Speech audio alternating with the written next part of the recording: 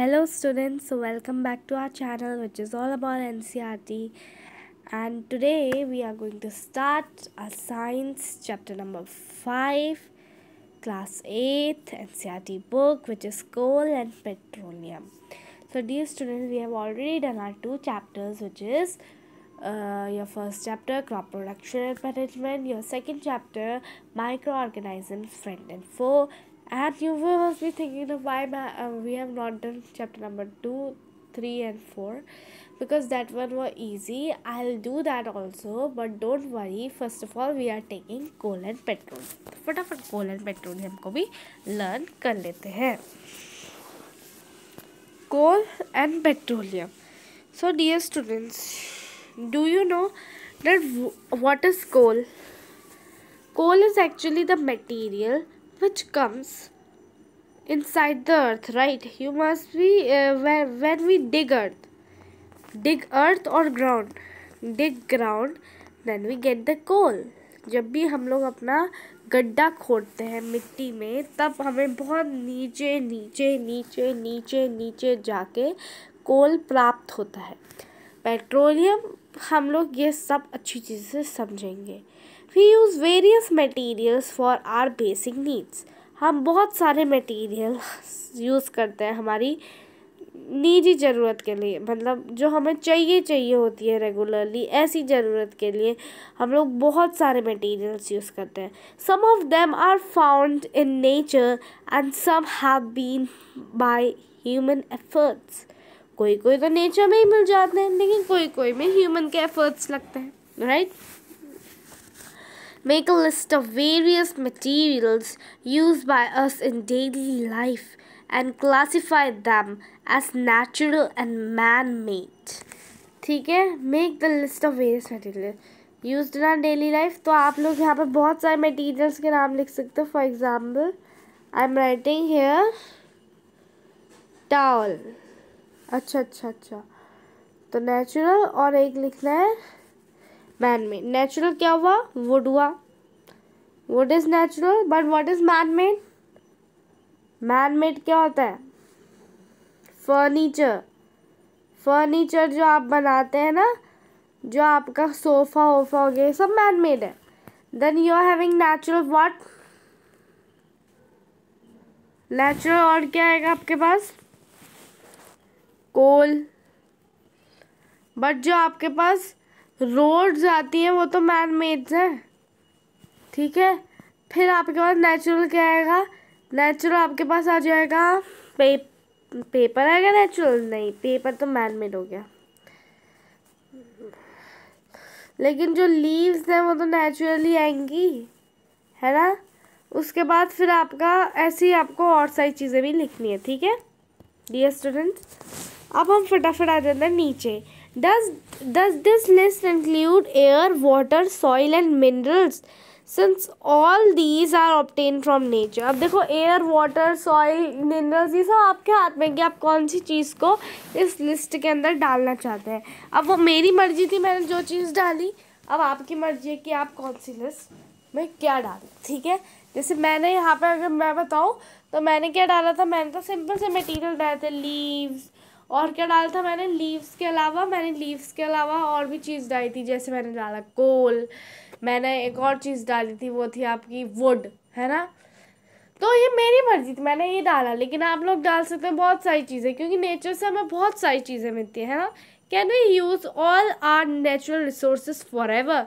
नहीं, क्योंकि अगर हम नेचुरल रिसोर्सेज रेगुलरली यूज़ करेंगे तो उनका प्रॉपर कंजर्वेशन बहुत नेसेसरी हो जाएगा, right?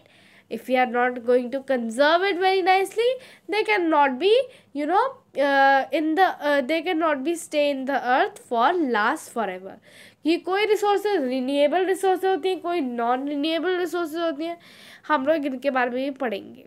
By the way, dear students, if you are not remembering us, you should remember it. Class 8th student, your NCERT book of geography has the first chapter, which is resources. And for the better understanding of your all resources, you have to see the video in our only the channel, which is all about NCERT. Your tutor have explained you very nicely about resources. Please go and watch it. It is available on your playlist, means class 8 geography playlist it is available. Okay dear student, let's say, ठीक है, तो हमारी resources नहीं रह सकती, क्योंकि जो resources होती हैं उनको अगर हम यूज़ ही करते रहेंगे, उनको कंजर्व नहीं करेंगे, उनको केयरलेसली यूज़ करते रहेंगे, तो वो कभी भी लास्ट फॉरएवर नहीं हो सकती है, ठीक है। अब आ जाते हैं हम यहाँ ऊपर। Can air, water, soil can be exhausted by human activity. हाँ, क्योंकि जो वाटर है, अब देखो regularly I know many of you children, when ever you brush your teeth, what you do, you just open the tap and you brush the teeth. Is this a way of brushing your teeth? No. When you brush your teeth, what do? You should do like this. You know, when you are brushing, means when you are taking out the paste, you just have little water in on top of it, and then you start brushing. Close the tap. When you have finished your brushing the teeth, then when you are, taking out the water in your sink, that time you have to open the tap. Before that you have to close that. Okay, some children do this mistake, मतलब जब brush कर रहे हैं तो भाई पानी खुला ही खुला है, पानी बह रहा है सब सिंक में, लेकिन उनको कोई फ़र्क नहीं पड़ रहा है, वो तभी ब्रश करे जा रहे हैं। नहीं, आप जब ब्रश करते हैं तो आपको नल बंद करना है।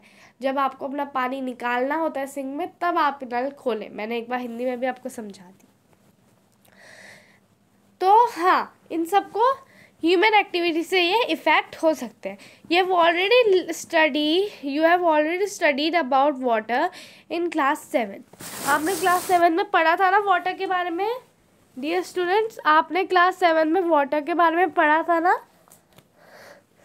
कि वाटर को कैसे कंजर्व किया जाता है, फिर आपका क्या स्लज होता है। मैंने अभी आपको ये सब नहीं पढ़ाया। आपका जो अभी ऑल अबाउट एनसीईआरटी प्लेटफॉर्म है, इसमें अवेलेबल नहीं है। I know very carefully, don't worry dear students, जल्दी हमारे इनसे रिलेटेड भी वीडियोस आएंगे, तो आपको इससे बिल्कुल भी चिंता करने की बात नहीं है। In the light of the availability of various resources in nature, natural resources can be broadly classified into two kinds. तो अब हमें जानना है वेरियस रिसोर्सेज के बारे में, जैसे नेचर की जो रिसोर्सेज हैं, नेचुरल रिसोर्सेज हैं। तो जो नेचुरल रिसोर्सेज होती हैं वो दो तरीक़ों में हम लोग डिवाइड कर सकते हैं। पहला तरीका कौन सा है आपका, ये इनएग्जॉस्टिबल नेचुरल रिसोर्सेज, और दूसरा है एग्जॉस्टिबल नेचुरल रिसोर्सेज। फटाफट पढ़ते हैं पहले।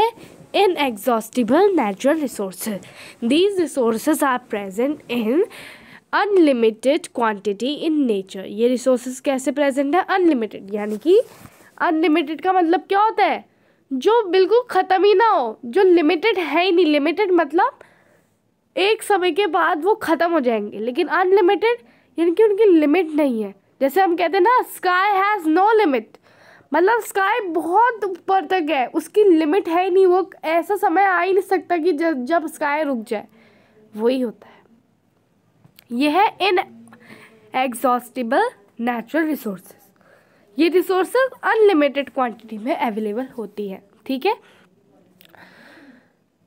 अब देखो यहाँ पर नीचे क्या आता है, and are not likely to be exhausted by human activity, और इनको ह्यूमन एक्टिविटी भी एग्जॉस्ट नहीं कर सकती। जैसे सनलाइट और एयर, यही दोनों है बेटा, सनलाइट एयर। वाटर जो है आपके रिन्यूएबल रिसोर्स है। अगर आपको नहीं पता रिन्यूएबल और नॉन रिन्यूएबल रिसोर्सेज नहीं होती, फटाफट जाइए क्लास 8 के ज्योग्राफी में और आपको फटाफट पता चल जाएगा डियर स्टूडेंट्स, क्योंकि हम चाहते हैं आपको सारे सब्जेक्ट की नॉलेज पता चले। आप ये सेशन ख़त्म करिए, फिर जाइए रिन्यूएबल रिसोर्सेज को देखने, लेकिन आपको रिन्यूएबल और नॉन रिन्यूएबल रिसोर्स के बारे में जानना बहुत ज़रूरी है, ठीक है। तो अब देखो एग्जॉस्टिबल नेचुरल रिसोर्सेज क्या होती हैं। The amount of these resources in nature is limited, यानी कि जो एग्जॉस्टिबल नेचुरल रिसोर्सेज हैं नेचर में, इनका जो अमाउंट है नेचर में वो लिमिटेड है, यानी कि एक समय के बाद ये जो रिसोर्सेज हैं ये ख़त्म हो जाएंगी। They can be exhausted by human activities, और ह्यूमन एक्टिविटी भी एग्जॉस्ट कर सकती है, जैसे forest, wildlife, minerals, coal, petroleum, natural gas etcetera. अब आपको पता है forest they are cut in large quantities, तो लार्ज क्वांटिटीज़ में आप कोई चीज़ अगर कट हो रही है तो भाई obviously it's a thing of thinking that वो एक समय के बाद ख़त्म हो जाएगी, है ना। फॉरेस्ट इट इज़, और वो लगातार कट किया जा रहा है, एक समय के बाद तो ख़त्म होगा ही ना, क्योंकि हम लोग तो कंजर्व भी नहीं कर रहे, है ना।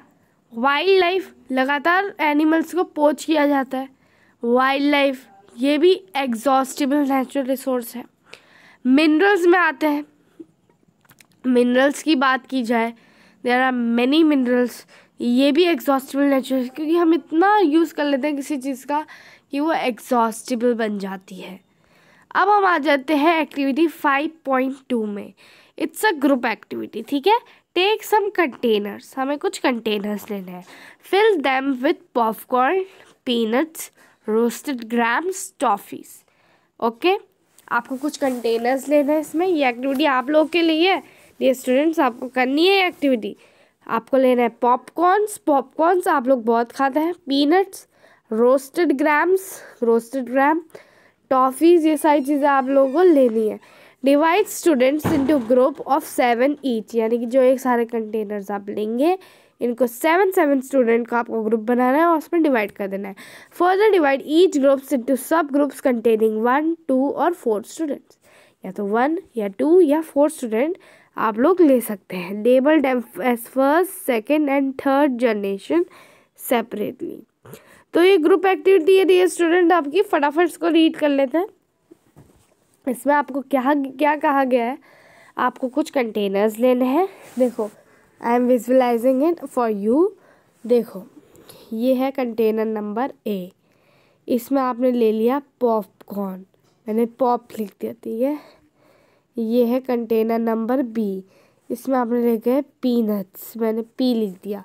ये है कंटेनर नंबर सी, इसमें आपने ले लिया रोस्टेड ग्राम्स, तो ग्राम मैंने ये ले लिया ROGR, ठीक है, ये फुल फॉर्म है RO roasted GR grams. Okay, फिर मैंने लिया कंटेनर नंबर डी, और इसमें क्या है, इसमें टॉफ़ीज़ है, तो टॉफ़ीज़ मैंने टो लिख दिया। अब ये है आपके 4 containers. Divide students of group of each, मतलब इसमें भी 7 स्टूडेंट खड़े हैं, इसमें भी 7 स्टूडेंट, इसमें भी 7 स्टूडेंट खड़े हैं और इसमें भी 7। अब वो कह रहे हैं फर्दर फिर हमें इनको सब ग्रुप में डिवाइड करना है, 1, 2 और 3 स्टूडेंट, 1, 2 और 3 स्टूडेंट में फिर से डिवाइड करना है। फिर क्या है, label them as first, second and third generation separatively, ठीक है, समझ में आ गया आपको, respectively, sorry.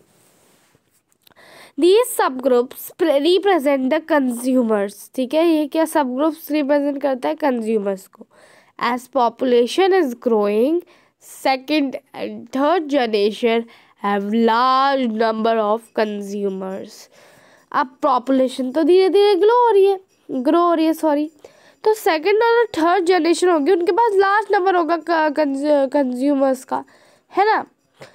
Put 1 full container of each group on table, आपको एक फुल कंटेनर लेना है ईच यानी कि सब चीज़ का टेबल में। Ask consumers of first generation from each group to consume eatables from the containers of their group, ठीक है, पहले ग्रुप से फर्स्ट जनरेशन से पूछना है। अब आपको सेकेंड जनरेशन से सेम चीज़ पूछनी है।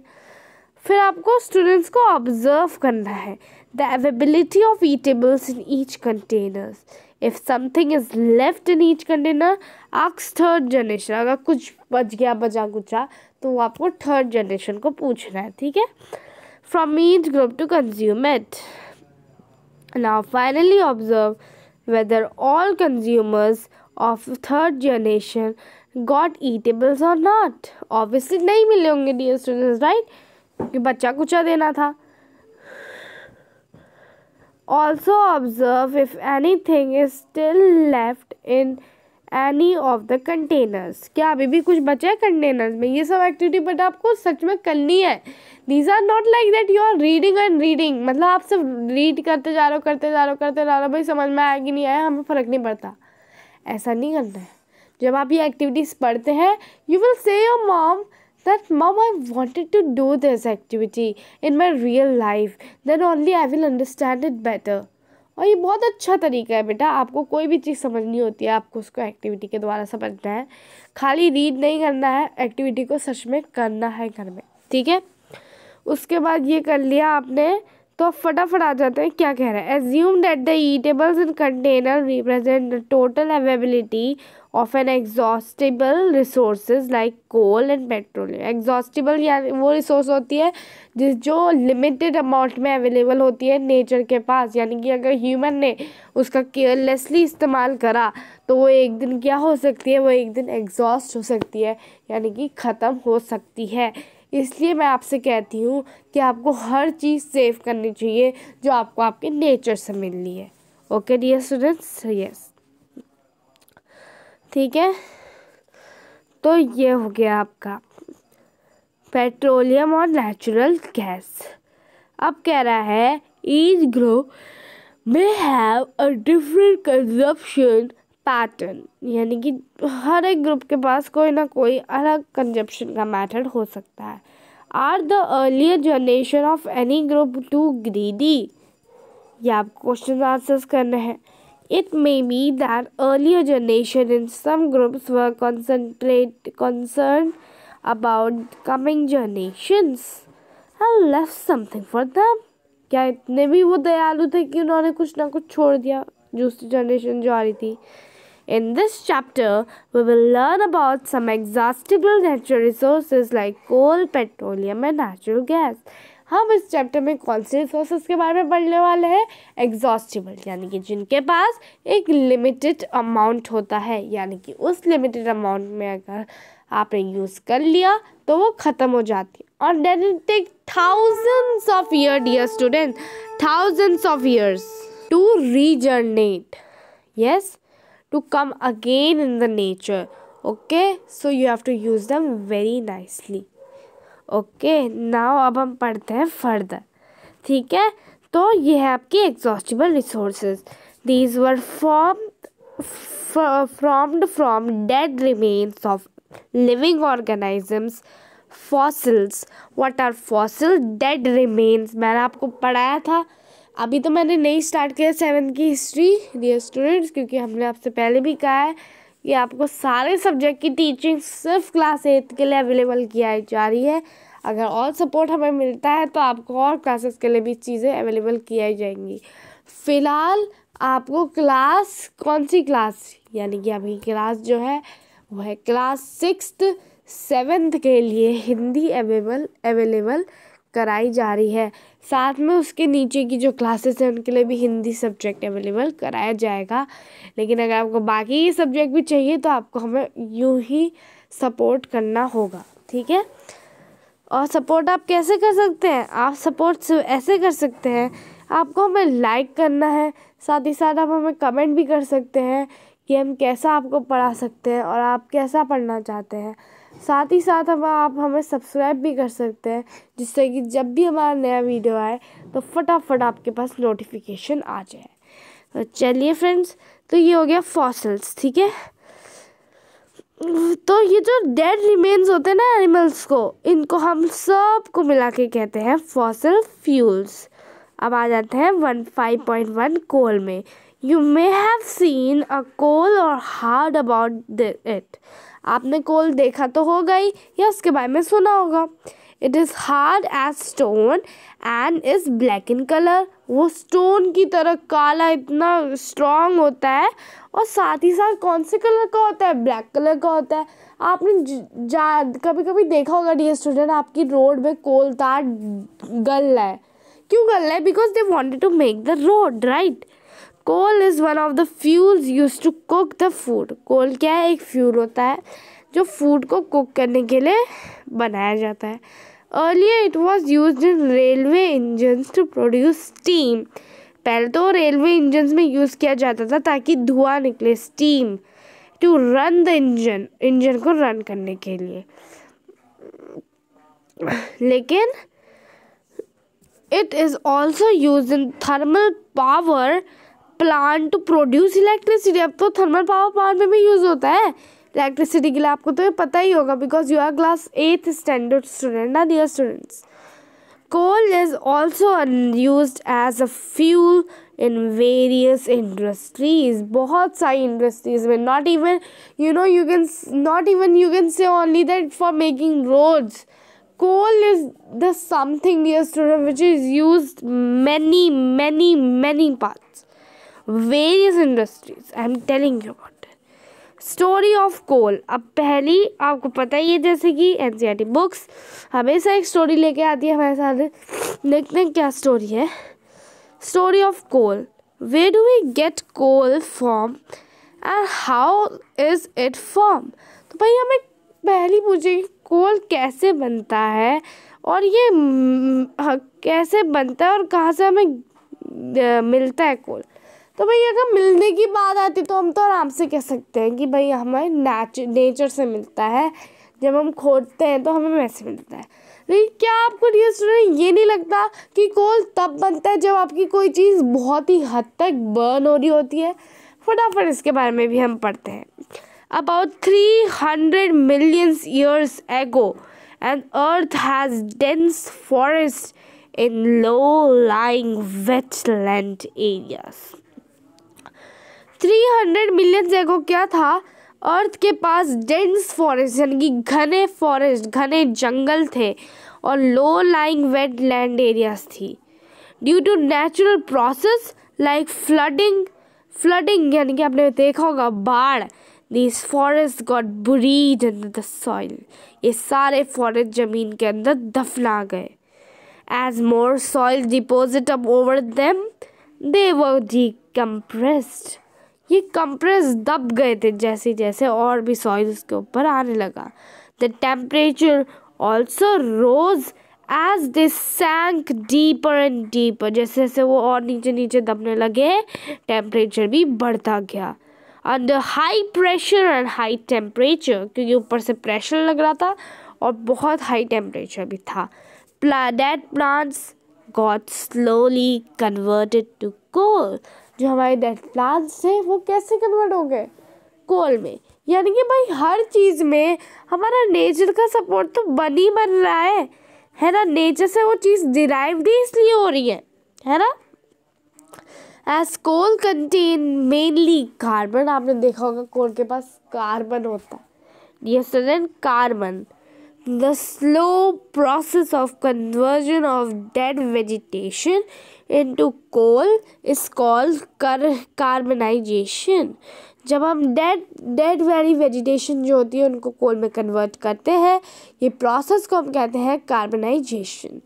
अब आते हैं, since it was formed from the remains of vegetation, coal is also called a fossil fuel. क्योंकि आपने पढ़ा था जो भी डेड रिमेन्स और लिविंग ऑर्गेनिज्म से बनता है उसे हम फॉसिल फ्यूल्स कहते हैं। तो कोल भी डेड प्लांट से बन रहा था तो उसको भी हम क्या कहेंगे? फॉसिल फ्यूल कहेंगे। The coal mine is shown in figure 5.2। ये है बेटा आपका कोल माइन, ठीक है। तो अब हम पढ़ेंगे पेज 3 कल, जिसमें हम लोग पढ़ेंगे कोल तार के बारे में, कोल गैस के बारे में और साथ ही साथ पेट्रोलियम के बारे में। तो फटाफट हम लोग अब आज के जो सेशन है वो एंड करते हैं। कैसा लगा आपको कोल एंड पेट्रोलियम का पार्ट 1? हमें कमेंट करके ज़रूर बताइएगा। अगर आपको ऐसे ही हमारे नॉलेजेबल वीडियोस चाहिए एजुकेशन के ऊपर तो आपको बस क्या करना है, हमारे चैनल को सब्सक्राइब करना है ताकि हमें और सपोर्ट मिले और आपको जब भी नोटिफिकेशन हमारा नया वीडियो आए तो आपको फट से आपके फ़ोन में नोटिफिकेशन मिल जाए। Thank you students for watching the video.